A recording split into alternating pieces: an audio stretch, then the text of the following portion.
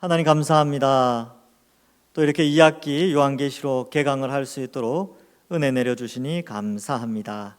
2학기에도 우리 요한계시록의 말씀을 잘 깨닫고 배우고 또 이 시대를 바라보며 주님 다시 오실 날을 소망하며 살아가는 저희들 되게 하여 주옵소서.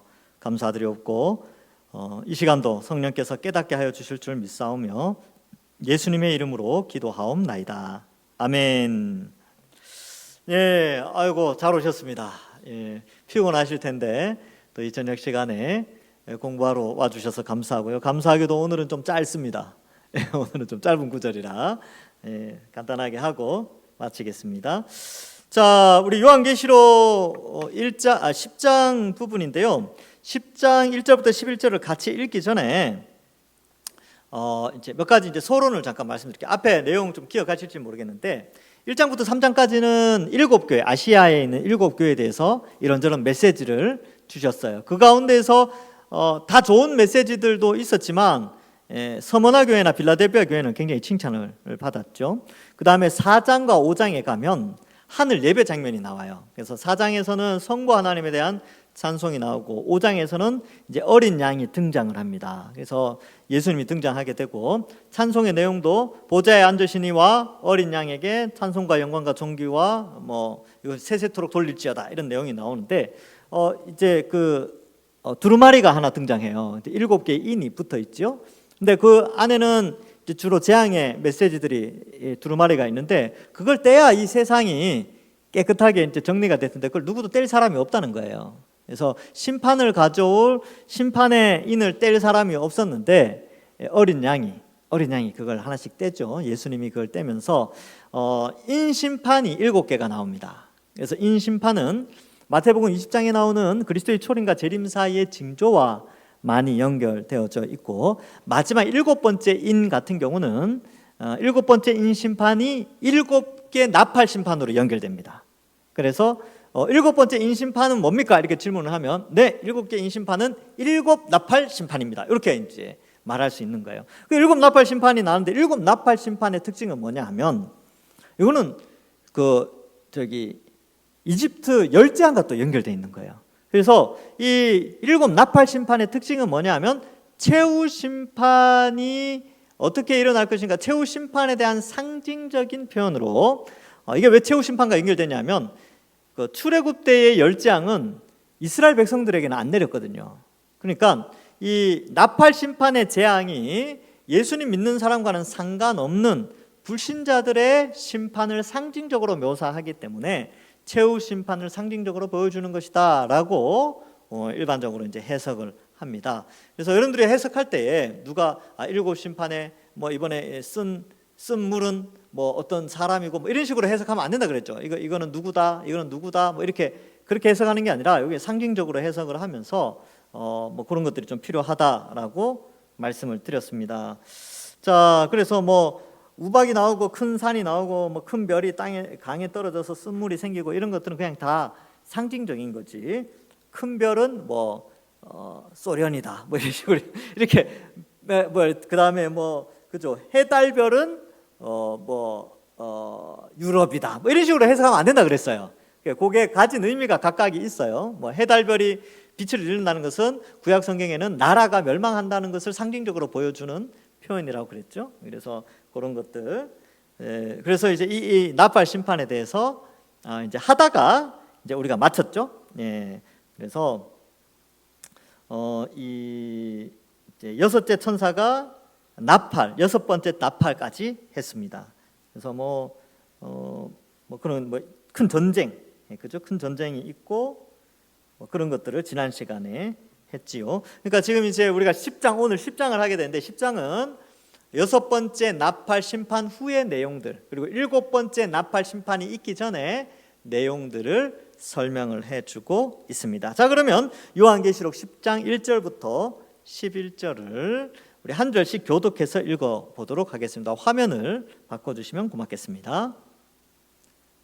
화면 아이패드 화면으로 바꿔주시면 되겠습니다.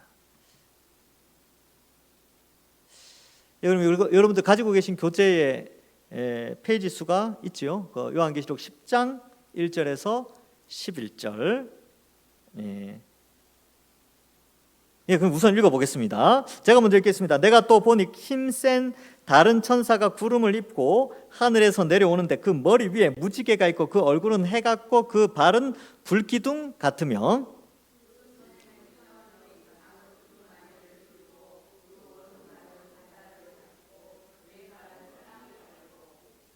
사자가 부르짖는 것 같이 큰 소리로 외치니 그가 외칠 때에 7 우레가 그 소리를 내어 말하더라.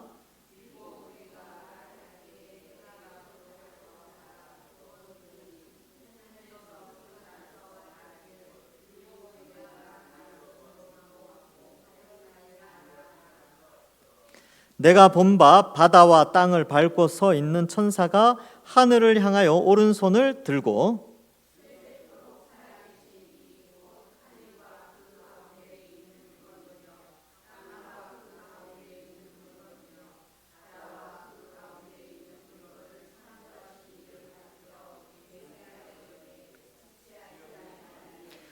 일곱째 천사가 소리내는 날 그의 나팔을 불려고 할 때에 하나님이 그의 종 선지자들에게 전하신 복음과 같이 하나님의 그 비밀이 이루어지리라 하더라.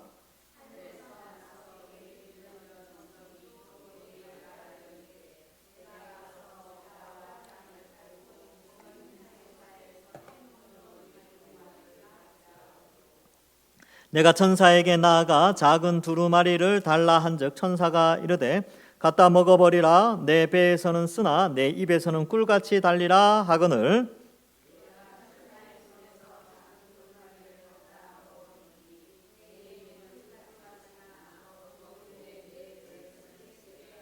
같이 읽겠습니다. 그가 내게 말하기를 네가 많은 백성과 나라와 방언과 임금에게 다시 예언하여야 하리라 하더라. 아멘. 오늘 내용은 그렇게 어려운 내용은 아닙니다. 이제 6번째 나팔이 불려지고 갑자기 천사가 등장하게 되고요. 그래서 천사가 무슨 말을 하고 이제 이렇게 있는데 이제 그 천사한테 가서 두루마리 하나를 받고 그걸 먹는 장면이 나오게 되지요. 자, 그런데 그 기록된 내용들을 조금씩 좀 살펴보면 내용이 굉장히 재미가 있습니다. 자, 1절에 보면 힘센 천사 다른 뭐 이렇게 나와 있지요. 여기 보면 힘센 다른 천사 이렇게 되어 있는데 이 힘이 세다라는 표현 때문에 앞에 나왔던 다른 천사, 나팔 부는 천사 뭐 이런 천사들 있죠. 이런 천사들하고는 좀 다른 천사예요. 그래서 뭐 천사장처럼 보이기도 하고요. 구름을 입었대요. 구름을 입었어. 그 구름을 입었다라는 표현이 다른 천사들한테는 없어요. 근데 이 천사한테는 구름을 입었대요. 그럼 상상을 한번 해봅시다. 그러니까 이 요한이야 직접 봐서 이제 이렇게 표현을 했는데 우리가 상상해 보면 천사가 있는데 주변에 막 그 안개같이, 안개는 아니죠. 이게 구름 같은 하얀 그런 뭔가 신비한 뭔가가 딱 주위를 둘러싸고 있는 거죠. 다른 천사들하고 일단 좀 다르죠, 그렇죠?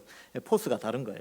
그래서 구름을 입고 하늘에서 쫙 내려옵니다. 내려오는데 머리 위에 무지개가 있지요. 머리 위에 무지개, 또 얼굴은 해가 같고 또 발은 불기둥 같다. 그래서 이 표현 때문에 이 천사가 아니고 예수님 아니냐라고 해석하는 경우도 있습니다. 그래서 어떤 책은 천사다라고 천사장으로 표현합니다. 보통 천사가 아니니까 천사장 중에 하나일 것이다 이렇게 표현하고, 어떤 책은 이거는 예수님과 너무나 유사하다라고 해서, 여러분 그 관련 성구 프린트물에 보시면 계시록 4장 3절에 보면 앉으신 이의 모양이 벽옷과 홍보석 같고 또 무지개가 있어 이런 표현이 있죠. 근데 이 천사한테도 머리 위에 무지개가 있어요.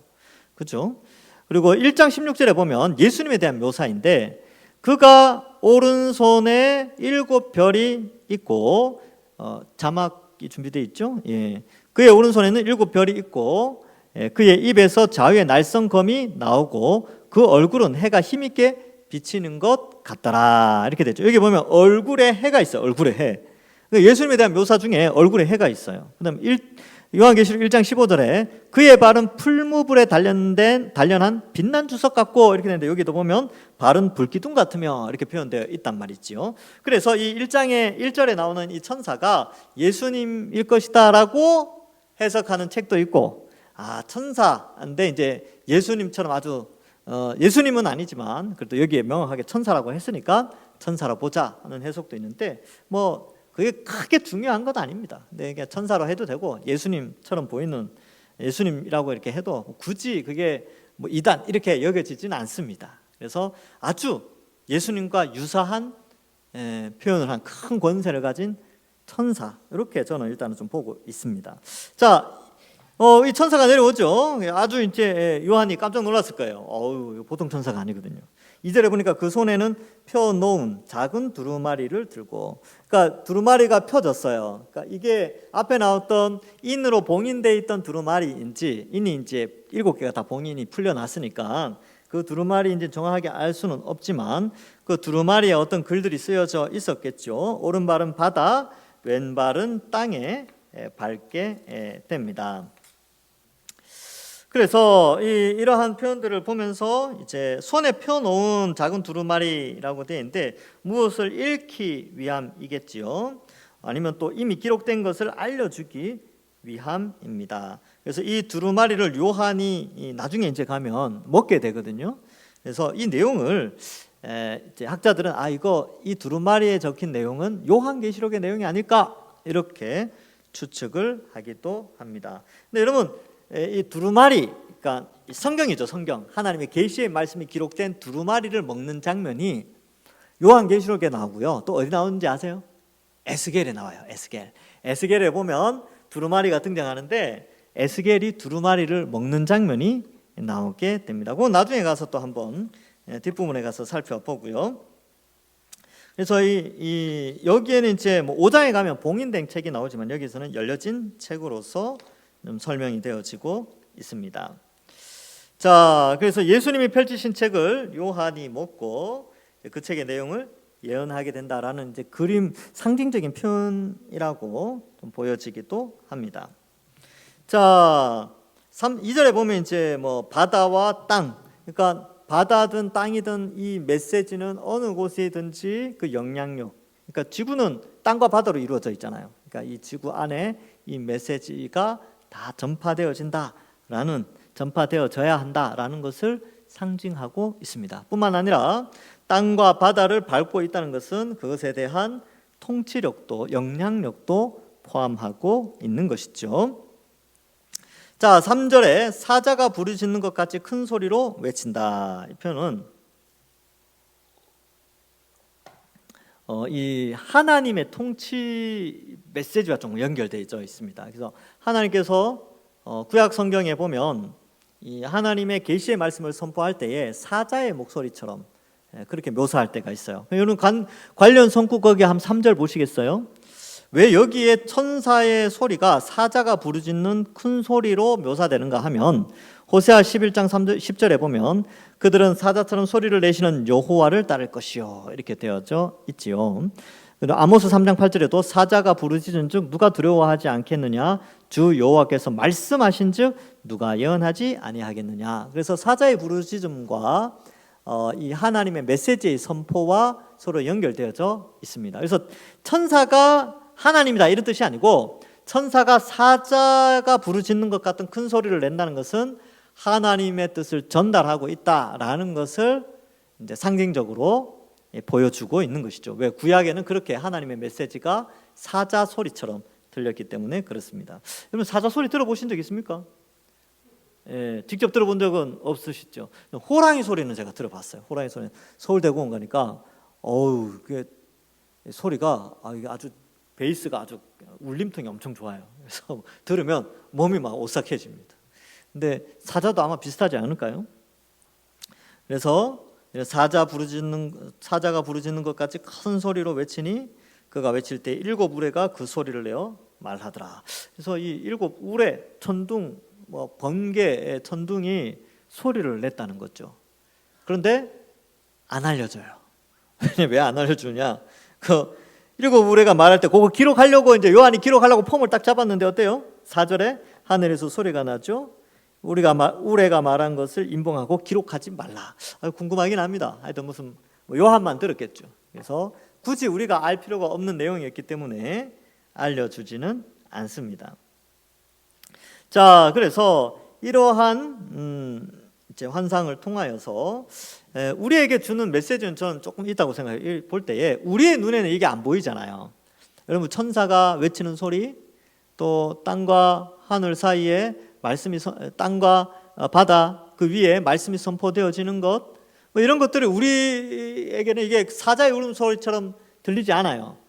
그런데 우리가 복음 들고 또 메시지를 전달하고 또 우리가 예수님 믿게 되고, 이 모든 과정, 우리가 예수님 믿고 신앙을 가지게 된 그 모든 과정들이 하나님의 음성의 선포, 사자와 같은 메시지가 선포되어졌기 때문에 우리가 예수님을 믿고 있는 것이죠. 저도 마찬가지고 여러분들도 마찬가지입니다. 그래서 강단에서 메시지가 전달되어질 때 사자의, 그러니까 이 사자는 이제 울부짖는 사자죠. 동물 사자가 외치는 소리처럼 아주 두려움과 떨림과 또 긴장감으로 메시지를 듣는 자세가 좀 중요하기는 합니다. 그래서 저도 이 말씀을 펼칠 때는 항상 좀 두렵고 떨려요. 이 말씀을 이렇게 이제 가르쳐야 되는데 사자의 목소리로 전달해야 되잖아요. 사자의 그런 선포함, 이 메시지의 그 큰 그러한 걸로 이제 선포를 해야 되는데 이걸 잘 할 수 있을까 늘 기도합니다. 두렵고 떨리는데 기도 많이 해주시고요. 어쨌든 하나님의 말씀은 아무리 연약한 자, 초등학생들끼리 야 너 예수님 믿어야 돼, 그래도 그것은 사자의 목소리예요. 그렇게 전도되어지죠. 그래서 애들 보면 막 전도해서 오잖아요. 애들이 막 친구들한테 이야기했을 거야. 야 우리 교회 같이 가보자. 교회 가면 뭐 재밌어, 배울 수 있어. 그런 말들이 성경은 그게 다 사자의 목소리와 같다는 거죠. 하나님의 말씀을 선포하는 그런 것과 연결되어져 있지요. 자, 그래서 4절은 보통 해석하기가 좀 까다롭습니다. 그래서 뭔지 알 수 없으니까 그냥 넘어가요. 책들을 찾아보면 4절에 대한 해석이 별로 없어요. 왜냐면 알 수 없으니까. 알 수 없어요. 상징적인 그런 것도 없고 하니까 그냥 넘어가고요. 5절과 6절 한번 보겠습니다. 내가 본 바 바다와 땅을 밟고 서 있는 천사가 하늘을 향하여 오른손을 들게 됩니다. 이 오른손을 든다라는 것은 뭔가 맹세와 관련되어져 있습니다. 그래서 과거에 고대 사람들은 하늘을 향하여 맹세를 할 때, 신의 이름으로 맹세할 때 오른손을 들고 맹세를 하죠. 요즘도 어떻습니까? 우리가 서약할 때 어떻게 서약합니까? 오른손을 들고 서약하죠. 세례 받을 때도 그렇고 또 직분을 받을 때, 임직식 할 때도 그렇고요. 결혼할 때도 서약을 이렇게 합니다. 그래서 뭐 요즘은 이제 성경책에 올리고 서약하기도 하지요. 그러니까 오른손은 맹세를 의미하는데, 또한 오른손을 든다는 것은 굉장히 엄중하면서도 필연적으로 이루어질 사실과 연결되어져 있다라는 것입니다. 그래서 이 오른손을 들고 선포한 메시지 내용이 뭐냐 하면 세세토록 살아계신 이예요. 세세토록 살아계신 이. 이 표현이 참, 역시 신은 신이다, 하나님은 하나님이시다. 우리가 이제 우리에게 우리는 세세토록 살아있다라는 표현을 쓰지만 우리는 시작이 있잖아요. 우리는 시작이 있어요. 우리는 출생한 날이 혹은 어머니의 태에 생겨난 날이 우리의 시작점이죠. 근데 이 세세토록이라는 말 속에는 시작도 없어요, 사실은. 그러니까 하나님은 시작이 없으신 분이거든요. 그러니까 어떻게 존재했는지 그냥 스스로 계신 자예요. 이렇게밖에 표현할 수밖에 없는 것이죠. 인간이 이해할 수 있는 것은 하나님은 시작이 없어요. 하나님은 시작도 끝도 없는 영원부터 영원이라는 표현을 씁니다. 그래서 세세토록 살아계신 이 곧 하늘과 그 가운데 있는 물건, 그러니까 이제 하늘의 새, 또 구름, 또 올라가면 대기, 공기, 그 다음에 해, 달, 그 다음에 모든 별, 우주, 이 모든 것들을 창조하셨습니다. 이제 창세기 하면서 했죠. 땅과 그 가운데 있는 모든 피조물, 물건이라고 되는데 뭐 피조물이라고 생각하시면 돼요. 땅과 그 가운데 있는 모든 것을 또한 만드셨어요. 사람, 동물, 그다음에 이런 물건들, 나무, 여기 있는 이런 거 모든 걸 있잖아요. 이거 다 하나님이 만드신 겁니다. 하나님이 만드신 걸 우리가 2차 가공을 한 거예요. 그죠? 그래서 이러한 것들을 우리가 생각해보고, 바다와 그 가운데 있는 물건들, 바다에 뭐가 있습니까? 바다에 들어가면 신비한 게 많죠.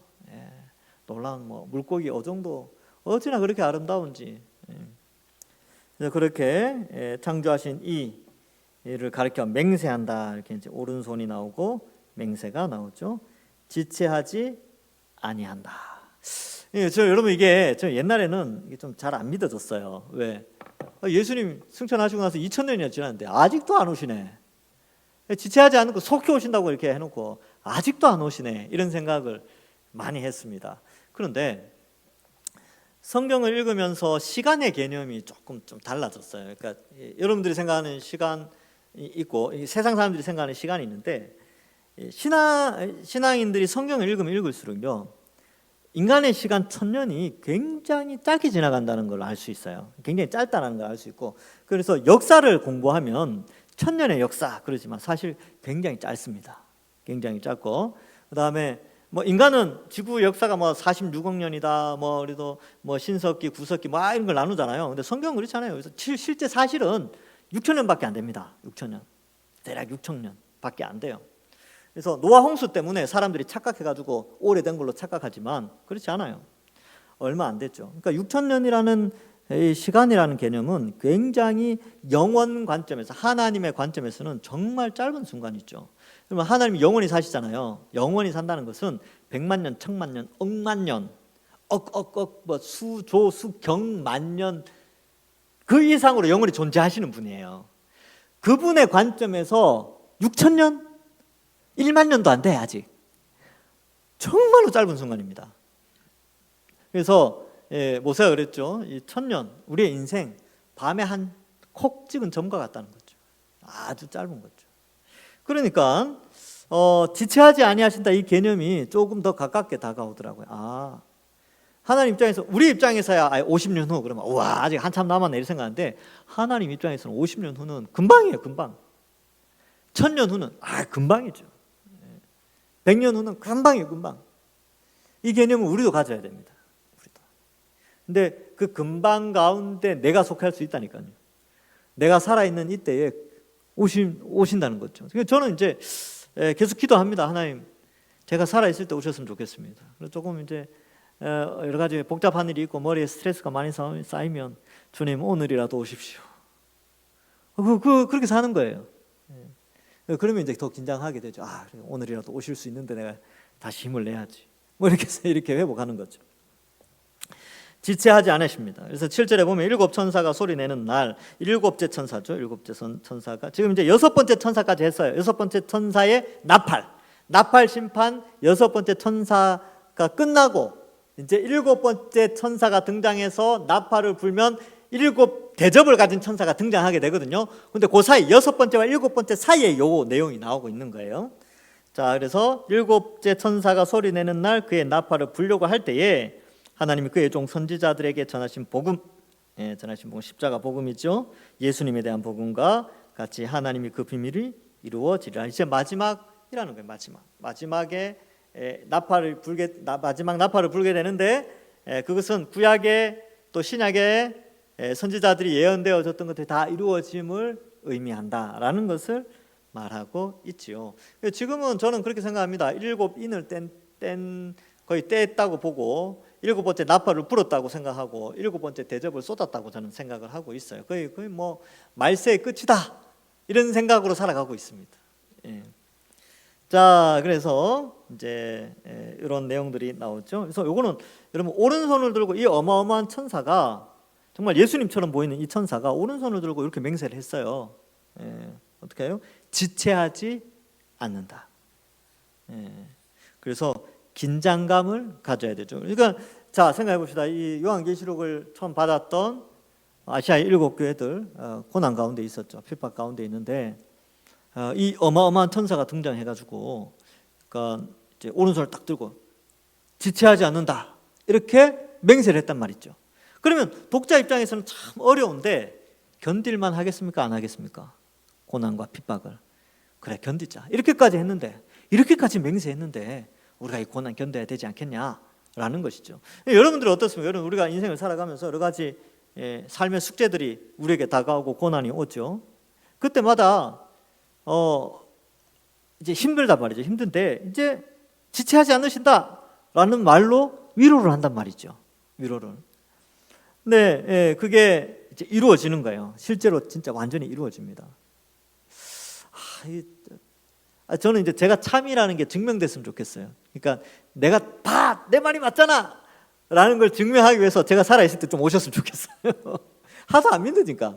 안 믿는 사람들이 워낙 많으니까. 예수님 재림이면 안 믿는 사람은 태반이죠. 교회 다니는 사람들도 안 믿는데요, 뭐. 그죠? 그래서 이런 것들을 좀 이제 빨리 오셨으면 좋겠어요. 그래서 8절에 보면 하늘에서 나서 내게 들리던 음성이 또 내게 말하여 이르되, 네가 가서 이제 음성이 나죠. 내게라고, 내게는 이제 요한입니다. 네가 가서 바다와 땅을 받고 서 있는 천사의 손, 그의 손에 두루마리를 가지라, 이렇게 돼 있죠. 그러니까 이제 천사가 손 들고 오른손 들고 막 지체하지 않는다라고 막 이렇게 이제 하고, 일곱 천사가 어쩌고저쩌고 막 이야기하는데 하늘에서 소리가 들려. 야 요한, 너 저 천사 보이지? 가서 두루마리 받아. 그 말을 이제 하늘에서 소리가 들린 것이죠. 자, 그래서 이 음성은 삼위 하나님의 보좌에서 나는 음성이기에 하나님의 음성으로 인식할 수 있고, 이 두루마리를 가지라라고 하는 것은 두루마리를 가짐으로 말미암아 그에게는 사명이라는 게 주어집니다. 그래서 요한은 교회를 대표하는 인물이에요. 사도 요한은. 그러니까 사도 요한이 두루마리를 가지는 것처럼 교회도 말씀을 가지게 돼요. 그래서 말씀을 가지면서 사명을 이제 소유하게 됩니다. 어떤 사명이냐면 이 두루마리의 내용을 나타내야 돼요. 나타내는 것이죠. 선포하게 되는 것인데, 자, 그래서 9절에 보면 내가 천사에게 나아가 작은 두루마리를 달라 한즉, 큰 거 먹으면 목에 걸려서 그럴까요? 작은 두루마리를 달라고 하는데, 작은 두루마리를 달라 한즉 천사가 이르되, 야 가져가서 먹어라. 근데 이 장면은 에스겔과 아주 유사하지요. 여러분 에스겔 2장 8절부터 3장 3절의 내용이 관련 구절에 나오는데, 이거 한번 살펴보고 가겠습니다. 관련 성구 나오죠. 한번 볼게요. 너 인자야, 내가 내게 이르는 말을 듣고 그 패역한 족속같이 패역하지 말고 내 입을 벌리고 내가 내게 주는 것을 먹으라 하시기로, 내가 보니 보라 한 손이 나를 향하여 펴지고 보라 그 안에 두루마리 책이 있더라. 그가 그것을 내 앞에 펴시니 그 안팎에 글이 있는데 그 위에는 애가 애곡 재앙의 말이 기록되었더라. 그러니까 에스겔이 어떤 예언을 했는지 아시겠죠?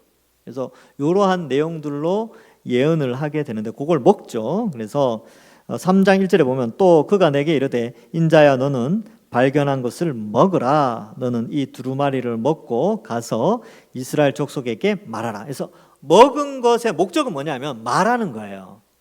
먹고 말하는 거거든요. 그래서 말하라 하시기로 내가 입을 벌리니 그가 그 두루마리를 내게 먹이시며 내게 이르시되, 인자야 내가 내게 주는 이 두루마리를 내 배에 넣으며 내 창자에 채우라 하시기에 내가 먹으니 그것이 내 입에 달기가 꿀 같더라. 말씀을 먹으면 꿀이죠, 꿀. 진짜 꿀입니다. 얼마나 단지. 여러분들 그런 경험이 있으셨으면 좋겠어요. 성경을 읽는데 막 그날은 막 계속 읽혀지는 거예요. 너무 재밌는 날. 그런 날이 있어요. 그때가 바로 꿀 같은 날입니다. 꿀 같은 날. 어떤 애 읽으면 안 읽혀지는 날이 있어요. 그때는 모래 같은 날인가요? 입에 잘 안 넘어가는 날인데, 근데 읽으면 읽을수록 이게 정말 꿀같이 달 때가 있어요. 이해되어지고, 이런 뜻이었구나. 하나님 이런 분이셨구나. 이게 얼마나 단지요. 밥을 먹지 않아도 배고프지 않고 뭐 그런 거죠.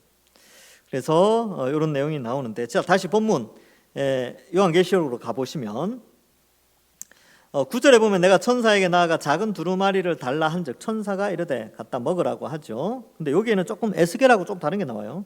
딱 먹는데 배에서 쓴맛이 난다는 게 나와요. 그러나 입에서는 꿀같이 달죠. 꿀은 여전히 나옵니다. 근데 왜 이 표현을 썼냐면요, 입에선 너무 달잖아요. 그래서 말씀이 너무 달아.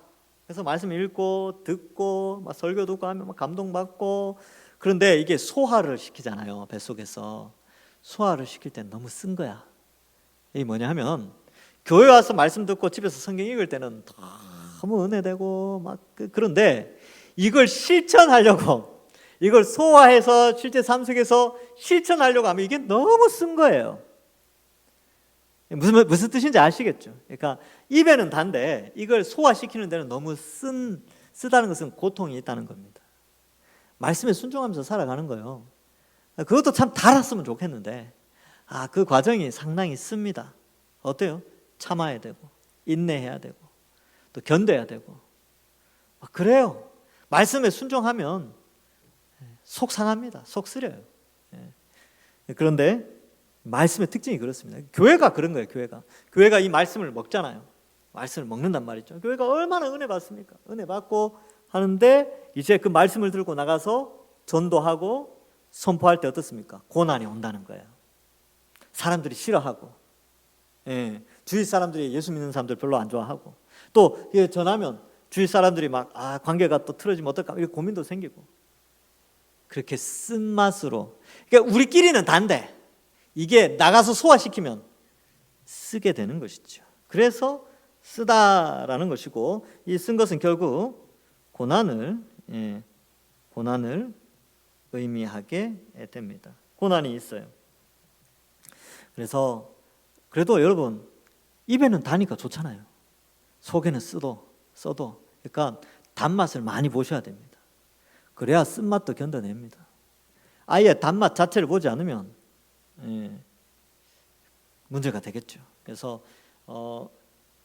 단 거를 많이 먹으면요 그래도 쓴 거 견뎌낼 수 있습니다. 자, 그래서 되는데 말씀을 가지고 말씀을 먹어야 됩니다. 많이 먹어야 먹는다는 것은 읽고 이해하고 적용하는 것까지 포함되는 것인데 결국 이는 앞에서 말씀드렸다시피 쓰다라는 것은 고난을 상징한다. 그러나 그것이 입에는 달다. 그래서 말씀은 꿀같이 달아서 교회 공동체를 자라게 하고 힘있게 합니다. 자, 그래서 그 관련 구절에 시편 19편 9절 10절 이거 유명한 구절 있죠. 같이 읽어보겠습니다. 시작. 여호와를 경외하는 도는 정결하여 영원까지 이르고 여호와의 법도 진실하여 다 의로우니 금 곧 많은 순금보다 더 사모할 것이며 꿀과 송이 꿀보다 더 달도다. 아멘. 여러분 이 말씀이 금보다 더 사모할 거라고 말씀하십니다. 사모해야 된다고. 그러니까 여러분 돈 버는 재미보다 말씀 읽는 재미가 말씀 배우는 재미가 더 있어야 된다 이런 뜻이에요. 그래서 제가 이제 늘 우선순위를 이야기하는데 이 말씀 읽는 것이 우선순위가 돼야 됩니다. 왜냐하면 말씀 읽는 것이 우리의 믿음을 강하게 하기 때문에 이 믿음이라는 것이 금보다 귀하거든요. 그래서 이 눈에 보이는 여러분들 금은요 50년밖에 못 써요. 여러분들이 지금 쓴다면 자식들까지 쓰면 뭐 몇 대가 쓸 수는 있겠지만 근데 믿음은 영원한 거거든요. 영원한 효력을 발휘하는 겁니다. 그래서 영원의 세계 속에서 칭찬과 명성과 존귀를 얻게 되고 그런 것인데 무엇을 더 얻기로 애를 써야 되느냐? 성경은 끊임없이 금 곧 많은 순금보다 더 사모해야 될 것이 꿀송이보다 꿀과 송이 꿀보다 단 말씀이다라고 우리에게 가르쳐주고 있습니다. 그래서 성경 읽기를 멈추신 분이라면 다시 읽기 시작하십시오. 그리고 설교 시간에 졸리시는 분들 많거든요. 그래서 뭐 약을 드시는 분들도 있고 또 그 전날 피곤한 일이 많아서 또 졸리시는 분들이 있는데 하나의 해결책을 좀 알려드리면 제가 이제 설교 노트 같은 거 하나 준비해 보세요. 그러니까 이게 쓰면은 안 졸려요. 쓰면서 이렇게 좋은 사람도 있기도 하지만 그래도 그냥 가만히 듣는 것보다는 쓸 때 덜 졸립니다. 그러니까 오늘은 내가 컨디션이 좋다 그러면 잘 들으시면 돼요. 근데 오늘 내가 오늘 피곤해서 졸릴 것 같다 그런 날은요 아무리 명강사가 와도 졸립니다. 졸아요. 졸리거든요. 그럴 때는 이걸 쓰는 손으로 손의 감각을 좀 해서 하면 깨요. 그렇게 하는 것도 좋은 방법이기도 합니다. 왜냐하면 사모해야 되니까 사모하는 자세거든요. 그래서 그렇게 하고 또 어떤 분들은 이제 사탕을 먹기도 하시더라고요. 졸리니까 이제 설교 시간에 이거 비닐 뜯는 소리가 너무 크지 않습니까? 뭐 그럴 수 있는데 괜찮습니다. 그렇게 해도 되고 또 소리 안 나는 사탕도 있어요. 종이로 감싼 사탕도 있으니 그런 것도 드셔도 되고. 그래서 말씀을 사모하는 자세가 중요합니다. 자세. 자, 그다음 시편 119편 103절 관련 구절에 보면 주의 말씀의 맛이 내게 어찌 그리 단지요 내 입에 꿀보다 더 다니이다.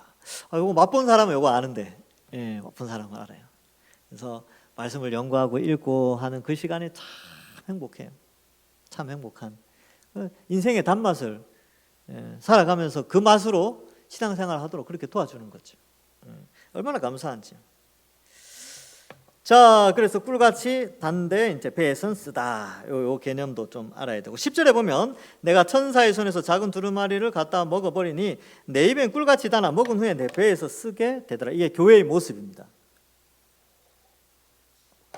교회가 예수 그리스도의 십자가 복음을 듣고 너무나 행복하고 꿀보다 달죠. 너무나 행복하지만 그 예수 그리스도를 믿음으로 말미암아 이제 파생되어지는 그들의 삶은 아주 쓴 고난의 길을 걸어가는 그런 교회의 모습을 상징하고 있습니다. 우리도 그렇죠. 우리도 예수님 안 믿으면 진짜 편하게 살아요. 여러 가지로 편할 겁니다 아마. 그죠? 이 세상 살아가는데 예수 안 믿으면 엄청 편할걸요?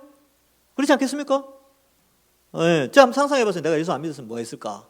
엄청 편하게 살았겠죠. 근데 생각하니까 끔찍해요. 야, 짐승같이 살겠구나. 멸망으로 달려가는데 그거 옳다고 여기면서 살았겠구나. 이런 생각하면 좀 끔찍하긴 한데, 근데 아주 편하게 살았을 것 같아요. 그리고 대학교 때도 막 선배들 친구들하고 엄청 잘 지냈을 것 같아. 왜냐면 뭐 이제 주말마다 막 놀러 다니고 그랬거든요. 막 또 친구들하고는 뭐 어디 가고 막. 근데 제가 다 빠졌어요. 주일날. 그때 뭐 교사도 하고 찬양대도 하고 그랬으니까 주일날 빠질 수가 없었어요. 그래서 저는 뭐 20대 때 거의 주일날 주님과 함께 했습니다.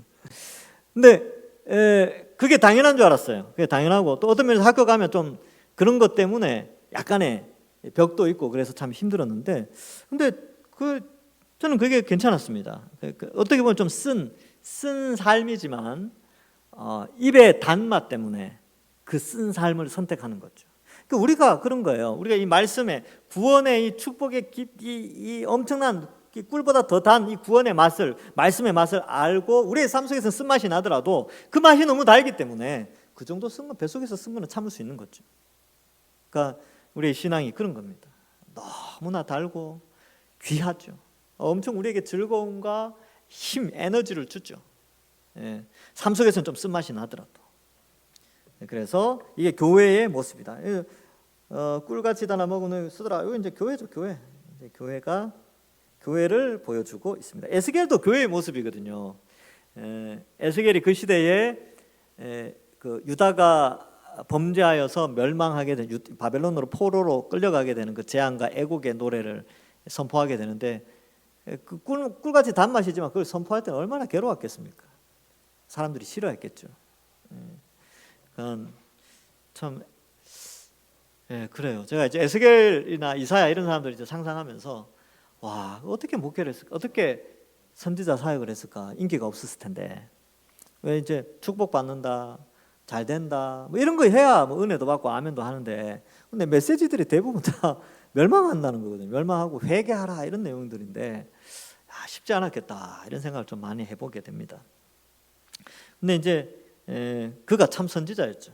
그들이 11절에 보면 그가 내게 말하기를 네가 많은 백성과 나라와 방언과 임금에게 대하여 예언하여야 하리라. 그래서 이게 이제 왜 요러한 이 9절과 10절과 같이 행동하도록 했느냐면 요 이유는 요것 때문에 그래요. 11절 나가서 선포하는 거죠. 에스겔에게 나타났던 하나님이 에스겔을 통해서 보여주셨던 그걸 그대로 여기에서 마치 오마주한 것처럼 기념하는 것처럼 요 액션을 취하게 하십니다. 그러니까 에스겔의 액션을 사도 요한이 취하게 하면서 그 의미를 그대로 받아서 이제 이 에스겔은 유다가 망하기 직전에 이제 요 말씀을 먹고 유다에게 말씀을 전했거든요. 그러니까 사도 요한도 역시 요 말씀을 먹고 이제 말씀을 전하라는 건데, 이 교회의 사명이죠. 교회가 이 세상이 마지막 끝나옴을 알고 이 말씀을 세상에 나타내도록 그렇게 하는 그러한 이제 개념들이 좀 발생하게 되는 것이죠. 그래서 이러한 부분들을 좀 이해하면 되겠습니다. 오늘 내용은 그렇게 어렵지 않습니다. 이제 우리가 이렇게 생각해보고 두 가지 교훈 기억하시면 돼요. 여기 지체하지 아니하리라.